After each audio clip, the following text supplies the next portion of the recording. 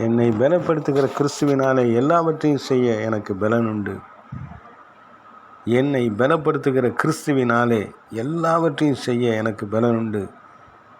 தாழ்ந்திருக்கவும் எனக்கு தெரியும், வாழ்ந்திருக்கவும் எனக்கு தெரியும். எவ்விடத்திலும் எல்லாவற்றிலும் திருப்தியாய் இருக்கவும், பட்டினியாய் இருக்கவும், பரிபூரணம் படையவும், குறைவுபடவும் போதிக்கப்பட்டேன். என்னை பலப்படுத்துகிற கிறிஸ்துவினாலே எல்லாவற்றையும் செய்ய எனக்கு பலன் உண்டு. கர்த்தர் நல்லவர், அவர் கிருபை என்றும் உள்ளது. கர்த்தர் தம்முடைய பிள்ளைகளை பலப்படுத்துகிற தேவன். எல்லாவற்றிலும் வாழ்ந்து எல்லா சூழ்நிலைகளிலும் ஜெயம் பெறுவதற்கு, எல்லா நிலைமைகளிலும் மனரம்யமாய் இருப்பதற்கு அவர்களை பயிற்றுவிக்கிற ஒரு நல்ல போதகராகவும் மேய்ப்பராகவும் கர்த்தர் இருக்கிறார்.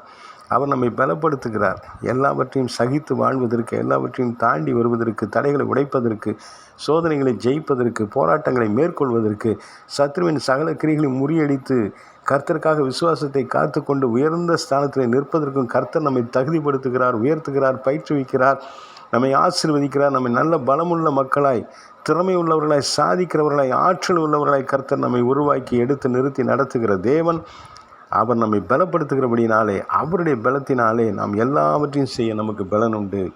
நம்முடைய வாழ்க்கையில் ஜெயம் பெறுவதற்கு, நம் வாழ்க்கையில் தோல்விகளை முறியடிப்பதற்கு, தோல்விகளை வெற்றிகளாய் மாற்றுவதற்கு, சோதனைகளை சாதனைகளாய் மாற்றிக்கொள்வதற்கு, எல்லாவற்றுக்கும் மேலே நல்ல கனி கொடுக்கிறவர்களாக, ஆத்துமாக்களை அறுவடை செய்கிறவர்களாக, ஆத்துமாக்களை தேவனுக்கு ஆதாயம் பண்ணுகிறவர்களாக நாம் சாதிக்க முடியும். அவர் நம்மை பலப்படுத்துகிற தேவன். இந்த பூமியில் வாழ்கிற நாளெல்லாம் நாம் அவருக்கு சாட்சியாய் வாழ்ந்து விசுவாசத்தை காத்து கொண்டு கர்த்தர் மேல் வைத்திருக்கிற அன்பிலே குறைவிடாதபடி வாழ்ந்து அவருக்காக தேவனுடைய ராஜ்யத்தை கட்டுவதற்கும், அவருக்காக ஆத்துமாக்களை ஆதாயம் செய்து ஜெயமுள்ள வாழ்க்கை வாழ்வதற்கும் கர்த்தர் நம்மை பலப்படுத்துகிற தேவனாக இருக்கிறார்.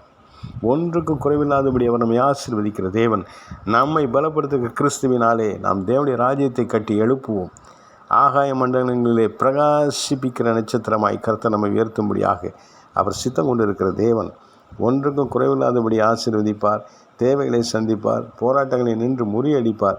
அது மாத்திரமல்ல, அவர் யுத்த களத்திலே அவருக்காக நீங்கள் நின்று யுத்த களத்திலே தளபதியாய் நின்று அவருக்கு வெற்றியை பெற்றுத்தருகிற ஒரு மிக முக்கியமான போர் சேவகனாக, போர்படை தளபதியாய் கர்த்தர் உங்களை ஆசீர்வதிக்கிற தேவன். யுத்தம் கர்த்தருடையது, ஆனால் அதில் ஜெயம் பெறுவது நாம். அல்லேலூயா. கர்த்தர் பெரியவர்.